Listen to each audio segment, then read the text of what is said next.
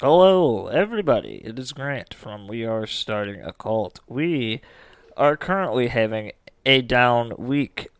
Um, the holiday, and I recently was exposed to some COVID.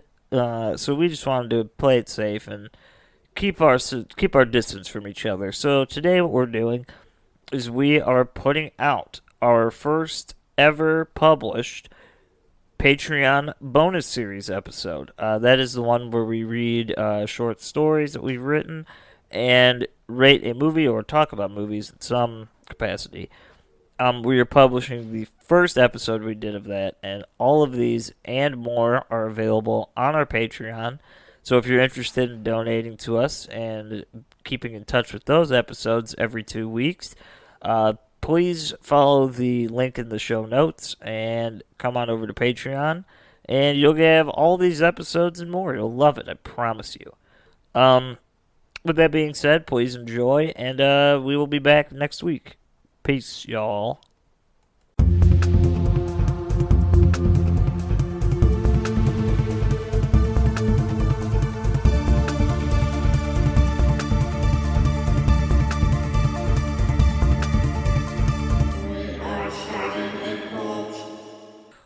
Patreon. It's Boy, been is a this while. nice. It Hello. has been a while, but we're back. Um, yeah, if you don't know who we are, then you're ridiculous because you're giving us money for something you're not even aware of. Which is sick. So but cool. I mean, don't cancel it yet because you're gonna love it. Yeah. Um, Yeah, no, it's good. I thought we said we'd come up with a title for this by now. But I didn't think about that until I right didn't- now. Yeah, me either. So we don't have a title yet. Dude, we should get. I think Griff was saying he was going to do like a new intro for this show. Yeah, we were talking to him Dude. about getting some new tunage all around. So many differences coming your way. But Yeah. for right now, we're just going to kick the shit and fucking talk about some movies, fucking read some stories that we wrote. Well, I want to tell you, we watched that movie Crawl. That's how it's going to start. Yeah. I'll give my rating at the end of my ramblings of the film because I'm sure it'll continue. But let me start by saying, not great. Takes place in Florida. Yeah, Hurricanes are involved. it's pretty much. Let me just tell you, I'm sorry. Don't worry. I'm not wasting your time. I'm saving you time by explaining this to you. Point of the movie is this chick is on the swim team at fucking Florida, the University of Florida, and there's a hurricane, and the whole time they're like, "Yeah, you all need to leave," but for some reason they're at practice still, and she leaves practice to go find her dad before they evacuate. There's like a 15-minute scene of her trying to find her dad in the basement. Yeah. This like never-ending labyrinth of a basement. Labyrinth. And she fucking finds him, and he's down there with like a busted up leg, and like he's got like a big old like slice. He's got a slice. He's kind of unconscious. And then there's just a giant alligator in the basement, just But a how it massive gets alligator. introduced, what do you know? It falls from the fucking sky. It just comes through a staircase. Yeah, it falls. And then through. it's just there, and you're like, oh, fuck. Like, there were so many other problems going on, and that just kind of came out of nowhere. No explanation, really. It's kind of just like, there's a storm, and now here's an alligator. Pretty much. And the dad regains consciousness, and he was attacked by said alligator in the basement. No, he was attacked by a different alligator. Oh, whatever. He was Now attacked there's by two of an them. alligator. Yeah, you're right.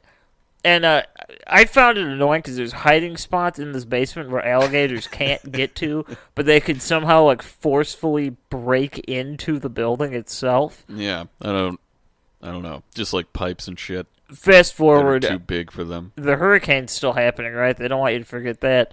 So now the basement's flooding. So it takes them damn near an hour to get out of the basement. And by this point, it's all flooded. And now the entire street's flooded. So they got to find a boat and all this shit. It's really stupid. Really, when they like got out of the basement, I thought like it's gonna be over. Yeah. They did it, like it whatever. And then it just kept going, and I was kind of disappointed that it kept going. Honestly, it was over by then for me. I was disappointed by the whole movie. I mean, when you tell me this is a horror movie or not necessarily a horror movie, but like an action-y kind of suspenseful horror movie-ish, with a giant alligator or gators during a hurricane. There's I'm a very shit ton interested. more later on. I am beyond intrigued by this film idea, and I want to see it. And if you pitch it to me that way, I'll buy my movie ticket in advance. But if you tell me that it's Crawl, I'll fucking freak Crawl out. is the complete opposite of what you should do with this. It like, was plot. so dumb. I mean, they got in the house, and then like they don't like explain it, but the dad just keeps saying they came in through the storm drain, and I'm like, okay. So if we're aware that one of them came in here, and now there's two, maybe we should find a way to block this storm Drain should be closed up, yeah.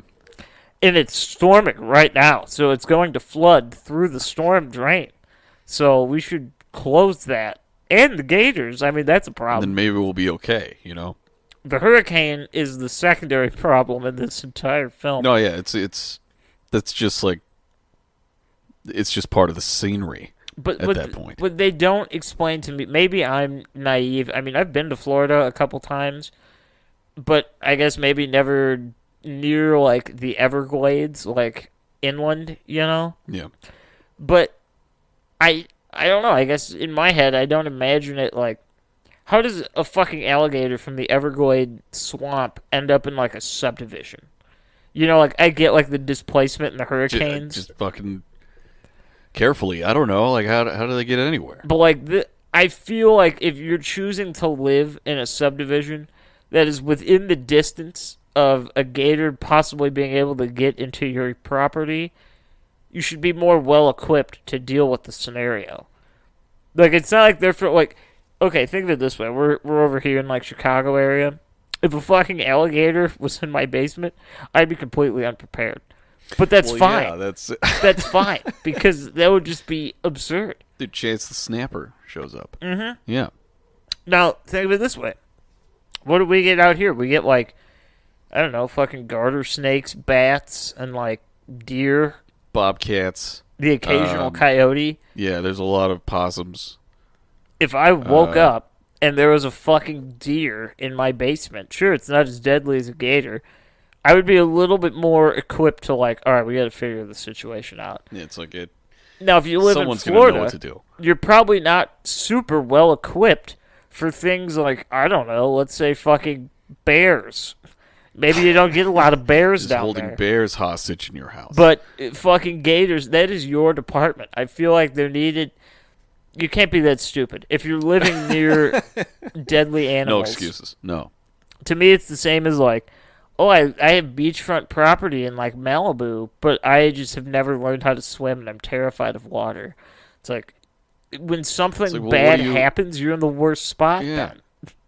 You should know how to do one of those things, at least enjoy it if you don't swim. Or just buy a house more inland. You know? And yeah, that was my beef with this was, first off, the girl's very dumb decision. Yeah, I get it. You know, you're going to find your dad. I get it. But I don't get it at the Dude, same time. She got bit like 5 times. Mhm. Like lethally bit. Oh, and they put her in like And- the death roll, you know? Yeah. Yeah. I was waiting for that. I was like, where's the death roll? And it happened, and I was like, well, And it wasn't a death roll. wasn't even anything. It the closest thing to it. It was a what I'd cock call it. tease roll. That's all it was. Yeah. But Really put me in the mood for one. I'll be honest, and I mean, I'll tell you this. If you want just like a mindless, goofy, like kind of, I don't know, like I'm thinking like the old Sci-Fi Channel days. You know, like you flip on a movie and it's like Oh, it's like Anaconda. it's like Anacondasaurus versus Mega Gorilla, and you're just like, what the fuck? Giant spider versus snake But egg yeah, like or something. you just watch it anyway because you're like, you know, something fucking interesting's gonna happen at some It's point. got to. I'm kind of in the same boat with Crawl. It's just like a more. They tried to make it a mainstream It sci-fi. seems to try to pride itself as above those movies when it's just the very same. I'll tell you this: if you want a solid alligator movie, Lake Placid is where it's at. Oh yeah. That's numero uno. No, I guess that'd be crocodiles. I think, right? I don't know. I I'm- really don't. I think that was a crocodile. Regardless, if you want a fucking, There's better ones. if you want a sea beast movie, you could do way better than Crawl. It sucked ass. Sucked ass. My honest rating, I would give it 4 out of 10. 4 out of 10. All right. I'd give it the 4 points for just the idea. I give the idea like 2 points because it's kind of a cool idea. Before it was made into whatever that was. Yeah, like that merited some points. There at times the gator looked really bad, but then at other times it looked like really cool. So Yeah. that was a point. And then some of the like just the one-off shit that like makes you laugh in movies, they had some of those. So that's a 1. There were parts that were good. Yeah. All in all, not great. Not great at all. No. I'm not sorry I watched it, so I'll give it a 5. You know? That's fair. I mean, I agree with everything you said about it because we were together. We were just like, wait a minute. At the same time, we were realizing the same things. I would say, yeah. I'd say that's good. I don't. It was worth our time. I definitely don't regret I don't regret watching any movie just because it's something to look back and be like, that was terrible or really good. Yeah, we're talking about it right now. You know? Yeah, you make something. I wouldn't out of be it. here with you chatting it up for the Patreon folk if it weren't for us watching that. So thank you, Crawl. Yeah, Crawl. You that suck. That was all right. 4 out of 10 for me. 5. I think I talked about this on the air. The only other like movie I hadn't seen that I watched in its entirety was Joker. Recently, I watched that. Yeah. Yeah, it was about a month or so ago, I think. That movie was good. I'm not even going to go in depth on it. I'd give that probably like a 9 out of 10. Very fair. I like that. Cool. 10 out of 10 is very, very almost impossible to get because that means it's like awesome. Yeah. At You least didn't think it was awesome? no, I did, but for me, there's moments in every movie, no matter how good it is, where it's like I'm watching, I'm just like, I don't like this scene, or like I'm bored. You're in like, here. this is not going to be what I remember. And like every movie's gonna have that, so I don't let that like say it's not like a fantastic movie, but it's just not perfect to me, you know. But Yeah. it doesn't mean it's not good. It's a high recommendation. It's a 9 out of 10. No, I love that movie. I refuse. I'd probably give it the same rating. Yeah, to be honest, I don't really know any movie I'd give like a 10 out of 10 to. I really don't. There's movies that like I like. Our standards are unreachable. Well, no, but it's like I don't know. I'm in that weird zone where like the movies that I would give a 10 out of 10 to clearly are like not perfect. So It's like they 10 don't out of merit the 10s 10 just out of 10 to anyway. drive home how much you like them. It's not like real. Yeah, like just it's like, not a legitimate rating. 100%. Yes. Like I would say at least to me the closest that could get is like maybe The Exorcist. And even then I wouldn't give it a full 10 for myself because I'm sure there's things in that movie that people like don't like or just like that's stupid or unnecessary. So Well, what other it people could never think isn't, that's not your opinion. Your opinion's your opinion. Yeah, but see that's what factors into my opinion because it's There's like other people's opinions. my rating, if I were to give just my rating, I would give a bunch of shit a 10 out of 10, and then my rating would be worthless. So I have to take into account the overall, like, the air surrounding the movie. Okay. Because All right. it's like the Evil Dead fallacy. That's what I'm calling it for my own purposes. If I had to say, I'd say Evil Dead 2, that movie's a solid 10 out of 10. But when you look at it subjectively, it's clearly not. Like, it's not. Like, I can admit that, you know? So, like, I can't, in good conscience, say it's a 10 out of 10 because it isn't. Yeah. And what 10 out of 10 movie has to rely on another movie coming before it, you know? Mm-hmm. No, exactly. Not. It's kind of just like, this is the context, and this is how we're going to knock it out of the park. And, yeah, so I would say, I mean, I guess if I had to give, like, any movies in my world, probably The Exorcist is the closest you're getting, like 9.9. Actually, you know what, I'll say I'd give that movie a 10 out of 10. It's pretty perfect to me. But that's for horror movies, at least. Yeah. If you're talking, like, No, I understand. I don't know, if you're talking, like, Titanic, I'm not, like, a fan of the movie, but I could objectively say it's a pretty solid, damn near 10 out of 10. No, it's pretty good.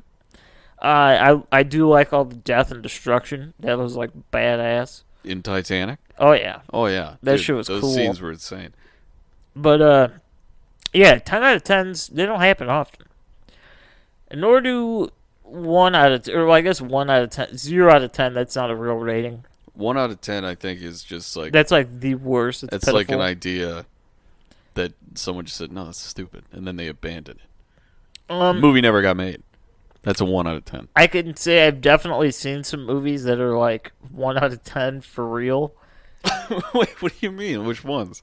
Oh, wait. Was it like Shark Exorcist? That's a 1, dude. Even if Shark Exorcist. if you want to get like totally real, I love the movie, but that movie with the puppets, like the horror movie with the puppets. Oh, Head? Yeah, Head. Yeah. That's a 1 out of 10. Like that movie's fucking No, it's not, dude. garbage. Head is great. The movie. How could you say that? Because the movie No. is trash. Everything about it not is trash. stupid. The actual You're like trash for saying that. the voice acting is just bad. Even the jokes are just so like cheesy. But I and feel just like that was there. all on purpose because it's so ridiculous. No, that's fine. It's not like completely unaware, like The Room or something. But if you step away from it and just analyze it from a like, you're just looking at it you're like you have to give this film an honest rating. You can't, even if you didn't enjoy it, you have to rate it honestly. No one could give that movie more than a 2. Like no one can. It's like I don't care how much you liked it. You have to objectively look at this film and say, why is this good? And why give is this facts. appealing to me? It's just like it's not. It doesn't mean it's not enjoyable. Because I'm in the mood for something awful, Because and it's just what you need. I would definitely watch that movie again without hesitation. But the point being the same. Yeah, there's a lot of shit. Most of those movies we watched on Amazon were terrible. The Inhumanwich. Dude, Inhumanwich was I fucking amazing. I would definitely give that one a 2 just for the execution. Man, I haven't listened back to those episodes. I wonder what we rated them back then. Because I feel like we rated that one very highly. No, I think we did. See, we were skewed. That's the problem. We were so young and naive. We were falling into the classic trap. Do you think Roger Ebert watches 50 movies in a weekend and writes 50 reviews? No, he probably does like 1 or 2 a week because, you got to keep it. It could be the only thing in your mind. You can't let other things taint your opinion. That's what this is now. So we watched, the new incarnation. Like, I feel like if we went back to it, or even like that Peter Jackson movie, the one with the pig people. Yeah, what was it? It was a cool movie. What was that movie called? I couldn't even tell you. I really couldn't tell you. But they're like the aliens. It's like the alien fast food chain harvesting like humans. Story-wise, that movie definitely surpasses like a 3 out of 10 just for story.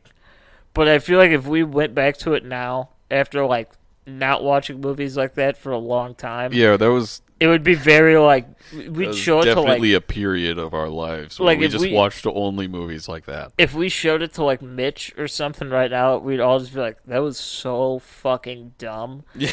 But like Dude, at the time, Mitch it was like perfect. left because he's like, "What are we watching this? This is stupid." That's like why we kind of started to stop because we were like, "He's kind of right." Like every time he came over, we were watching like something from Trauma. It worked. I see Trauma. It's a hard sell for me because like I enjoy their but, humor, but sometimes it's just too much. Yeah, It doesn't. and the musical aspect is like, this is cool, It freaks but you me can out. only do it for so long in It- a movie and still be that like crass. They have a crazy, crazy market that I didn't know could ever exist. Like Yeah. truly. but it's cool, man. I can dig it. So with that being said, that's our movie review section. Maybe next time, maybe in 2 weeks when we do this again, we're gonna spice it up. Maybe we'll do the creepypasta first. Who knows? Fuck you. Who knows Maybe what we'll order we're find gonna out. do it? But right now, we're probably gonna go into that. Yeah, let's that go. Who part. wants to? You want me to go? Or you want to go? I'd rather have you go. I'll go then. Good. Why would you even ask? I really wanted It's to corner you, but you I'd could rather you go. see. But the thing is, you could have denied it, and I would have folded. So I played my hand, and you played right into it. Just anyone could have done anything. Pretty much, that was my tactic, and it didn't really work because I explained it to you. Well, it's gone now. Don't I'm even worry excited about though. See, we're going. it. Dude, into I'm this excited raw. too, man. I haven't really done this in a while. Dude. Since college, really, is just read shit out loud. I haven't. Or written a goddamn story. I've just kind of been writing little tidbits of poems and shit. I haven't written anything to be read in, like, to be with the purpose of it being read by another person than me in like 6 months. It's pretty much like notes or just like little like snippets of things, and I'm like, I'll come back to this. Yeah. But yeah, I actually did. I don't know. It was maybe 45 minutes of actual work. Me too. The rest of the time was me just sitting here like, come on, come on, do it. Come on, we got to do this for the people. Do it now. I'm like, no, it's like, do it. All right, you do it, guy one. It's a lot of force in yourself. Uh-huh. But, all right. Yeah, so I wrote a creepypasta. This is my first creepypasta ever. It's called Lightheaded. All right, how about that? All right. It started as a dream about 6 years ago. I'd never dreamt before I had the dream. But now it's impossible not to. It's the same story every night without deviation, and once it begins, there's no waking up before the entire ordeal is played out. As if some malicious force holds me hostage in my own head, forcing me to watch as the same sick story unfolds. It begins with a black table, as wide as the queen-size bed I sleep in, and long enough to disappear over the dream horizon. I am at the table's head, in a grassy plain infinite in all directions. The sky is a brilliant navy blue, though there is no sun, no clouds. My hands rest on top of the table, practically luminescent against the blackness deeper than charcoal. There's nothing else on the table that I can see. My vision is fixed, unflinching forward, and I am in my body. I know it. There is no wind. There are no birds. All I can hear are the faint whispers from the chairs lining the edges. Some ajar, some spun around, some pushed in, but all empty. I can never translate the whispers into words at first, and this is the state I remain in for most of the night, every night. I'm frozen, fully aware that I'm dreaming, feeling the purest form of dread, waiting for the word to come through the muddled myriad voices, blending into patient crescendo. Rearranging myself, sorry. And after what seemed like years, it never fails to be heard.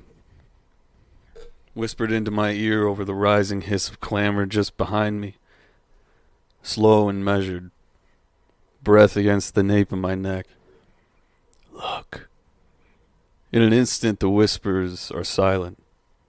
I feel my eyes go wide. I look down, and I see them. My eyebrows, lashes, and bulging eyes. Horror without shame. I see my eyes from above. My hair is in my vision, stinging my forehead. It's then that the table, in one motion, plunges into the earth with an industrial thunder, becoming a road of void and absence. A white shadow speeds over the immeasurable black, dead center straight for me, now standing motionless, thinking not of the sight in my eyes below, where I am seeing, but of the demise I have no doubt lies in that shadow. My eyes below my sight cry, and the white shadow comes as an arrow, envelops all I see, and in an instant, it's morning.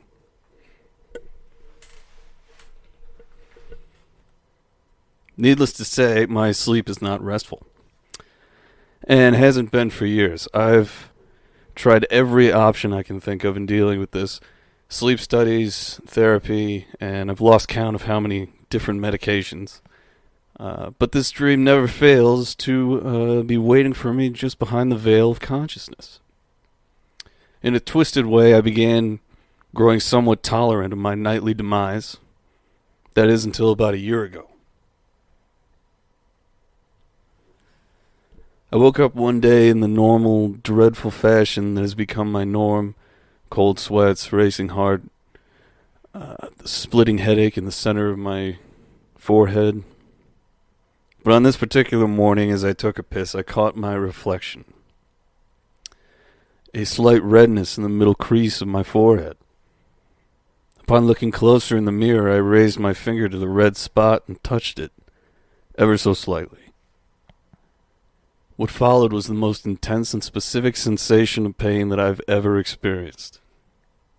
It could best be described as the feeling of sand thrown in one's eye, but confined to a single point of redness, shooting straight through my head and lodging in the back of my skull, an eye unable to blink.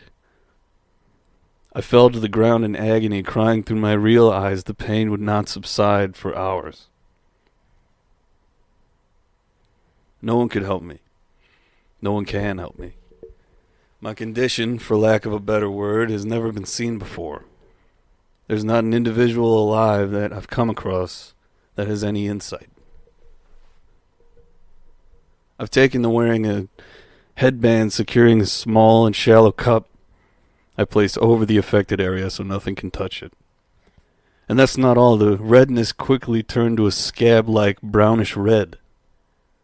That sense has grown and wept and emptied and hollowed into a divot large enough to place a golf ball into.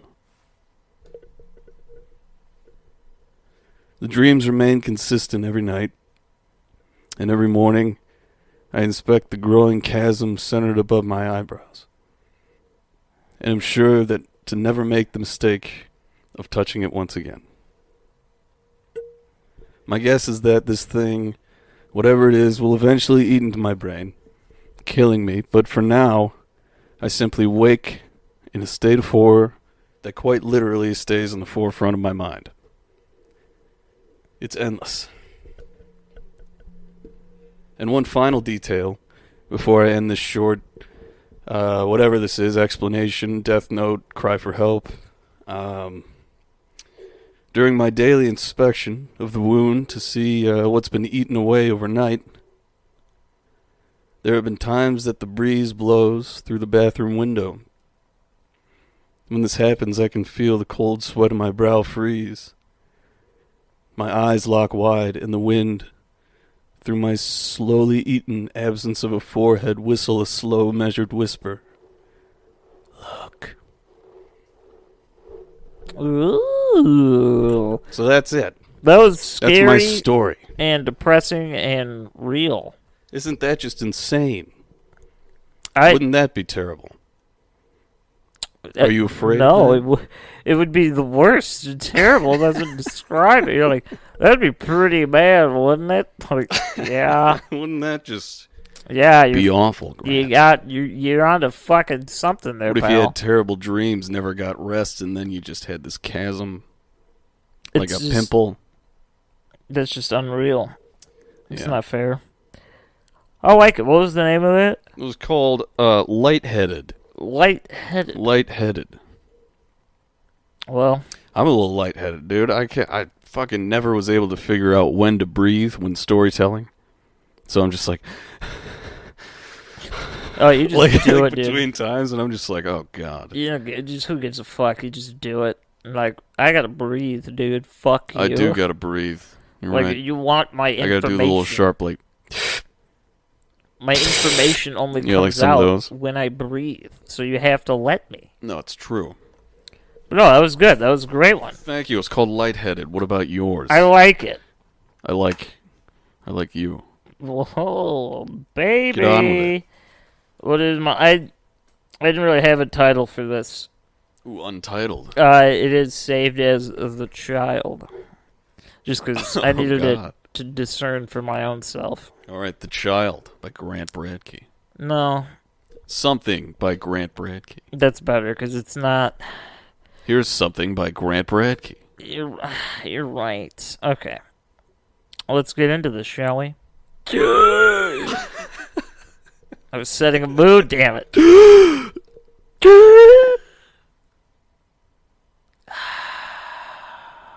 That was it. What did you think? Did you guys like that? Was that written somewhere? Is that what that says? That was my art piece. Alright. I decided to go to bed earlier than usual last night. I lay there for a couple minutes before rolling onto my side to try and nod off. I just couldn't do it, though. I don't know why. There was something stopping me that I couldn't quite put my finger on. I kept hearing these odd noises outside. It didn't sound like anything I'd been acquainted with before. It was something similar to the scraping of metal against brick, like a fork going against the side of a house. I don't know. After a few minutes, I started to hear wind chimes in the breeze. That caught me off guard because I didn't have any wind chimes, and as far as I was aware, they weren't on my property. My neighbors, their house is about 150 yards or so from me. So even if they decided to put some out, I don't know why I would have heard those. I was thinking I'd get up and give them a call and say, hey, did you guys put the wind chimes out? But then it dawned on me that that was not reasonable to do at this hour. Not only was it late, but it was very, very cold, frigid. The type of cold that would gnaw away at the skin that's been exposed. I tried very hard to go to sleep, but something just kept holding me back. I felt uneasy. The air in my room. I did like the little William Shatner thing. The air in my room. The air in my room. Oh, sorry. The air in my room didn't seem as crisp as it usually did. As a matter of fact, it felt slightly electric. I didn't know what to make of it. It was about 2 a.m., and I believe I was nodding off just a little bit when I heard a soft tapping on the door. I didn't want to answer, but for some reason, I shot out of bed and was walking towards the door. In my head, I was arguing with myself that I shouldn't even be answering the door at this late, but by the time I came to that conclusion, I was already reaching for the door handle. I don't know if I was in some kind of haze or if I was still asleep, but it didn't seem like I was physically doing anything with my muscles. I peeked through the window slightly. It's about a foot long on the left side of the door, and I tried to do it very stealthily. I saw a little kid standing there with a Hawaiian t-shirt on. I opened the door, and he asked me if he could come inside to call his mom. I was just about to say yes, but then I finally got a good look at his face. It was pale and sickly. There was no color on it at all. It was gray, stretched over his bony complexion. You could see hints of blue twisting through the gray skin. His eyes looked a deep black. Everything, not just the iris, everything surrounding. It didn't make any sense to me. This is the first time that I'd ever seen anything like this. It sounded like he spoke to me in English, but I guess. I just slammed the door and took a step back, trying to gather my composure. There was a moment of hesitation, but before I could move again, he began pounding on the door. It was almost as if he was punching the door. The door frame was shaking as well as the window. Every thump that I heard left a pit of pain in my stomach. Every so often it would pause for a moment and then continue once more. I couldn't move. I just let the pounding continue. I was afraid that if I opened the door, I would be attacked by some otherworldly force. All of these ideas began racing through my head. I thought about calling the police, or my neighbor, or my mom, or my dad, but there was nothing that any of these people could do. The door continued to rattle as I sat on the floor in a puddle of urine. After about 90 more seconds, the pounding ceased. I was stuck with fear, refusing to move simply because I didn't want to be in the line of sight of whatever was out there. I finally gathered the courage to get back to my feet, and I looked out the window. I saw nothing. There was some fresh snow on the porch that had been untouched. I didn't understand that. I could have sworn I just saw a child standing there, and I could hear them pounding on the door, but not even a footstep. I went back into the bedroom and threw the blanket over my head as fast as I could. The scraping noise outside of my window grew loud, and I held the blanket tighter to my skin. I could feel myself losing consciousness as my grip began to release the blanket. Just as I was drifting into sleep, The door knocked once more. This time I didn't get up. I just laid in bed, peeking out of the bottom of the blanket. After about 5 minutes or so, the pounding stopped once more. I pulled the blanket all the way down to my waist and looked into the bedroom to see if everything was back to normal. I'm not sure what I was expecting to see, but I felt that I had to look. Everything seemed normal. The scraping outside the window hasn't stopped, but everything inside was fine. Then something caught the corner of my eye. It looked like a shadow, but it had more definition to it. It had 3 hands, 4 legs, and 1 arm, and what appeared to be a slight grin on its face. The left side of its body contained the armed appendage that was now reaching towards me. I closed my eyes even tighter, hoping that this would all be gone when I opened them. I peeked open my left eye, and it had moved about 3 feet closer to my bed. It continued to look at me with these dark red eyes. It began moving closer to me, gyrating left and right as it hobbled closer to my bed. It stopped about a foot in front of my face, and I pulled the blanket over my head one more time. The air became sharp and cold. No movement. My blanket began slipping off my body slowly until finally it was yanked and thrown into the other side of the room. I saw the black appendage twirling above my head as I closed my eyes and screamed. The next thing I knew, I could hear the front door opening. I heard these heavy footsteps clap onto the wood floor. I didn't hear anything else besides the footsteps, but I had a feeling I knew it was that kid in the Hawaiian shirt. I ran into the other room. I was hoping to get my cell phone, not only so I could escape the black mass, but I had to call somebody. I knew I was going to call the police. In a rushed and sleepless panic, I dialed 9 instead of 911, which was my dad's number, on speed dial. It just sat there ringing and ringing. I don't know what I was thinking. As soon as I turned, I saw the child standing in the doorway. I heard my dad on the phone. Hello? The boy walked a little bit closer, and he extends out his left hand before everything went black. I woke up around 11 a.m. in my bed like I usually do. On my right side with my left arm extended over the edge of the bed, the blanket cupping the bottom of my naked ass. Everything seemed normal. It wasn't until I got out of bed that all of these memories came rushing back to me. I ran to the front door and saw that it was unlocked. It was closed, but I specifically remember locking it before I went to bed and double-checking it after I heard the knocks. I saw flakes of snow right inside the doorway, almost as if they fell off somebody's shoe not moments ago. There was no sign of forced entry into the house.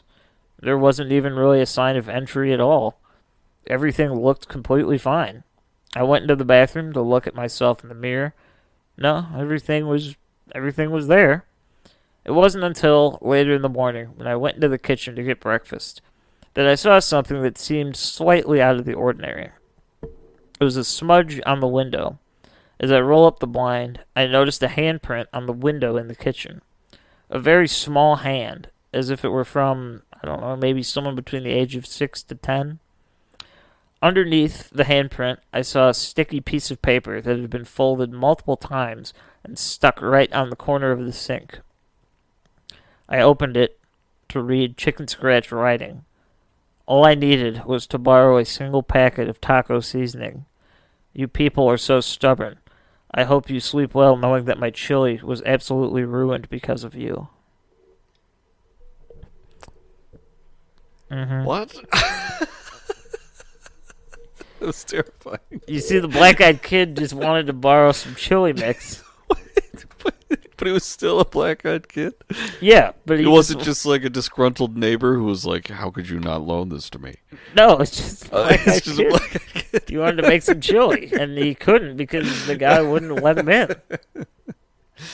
You're the master of the twist, Grant. It's I love that. That was fucking awesome. It's not even a twist. It's nothing. Yeah. Didn't expect it. It's, yeah, see... My chili tastes terrible. Who was taco seasoning a chili? Hey, I do. You gotta spice that shit up a little bit. You know, Well, get a yeah, nice packet in there. But yeah, he just No, wanted I to love borrow that. some shit, and like, Yeah. I don't know. This is what happens. You got to start letting the black-eyed kids in. I don't know if that's the thing to take away from this. Are you Maybe sure? just leave some taco seasoning out on your porch. Just let them take whatever they want, and they'll leave you alone. Yeah. But let's just say this was part 1 in a continuing saga that will continue in 2 weeks when we come back with It a will. fresh new It episode. is true. Those were our stories.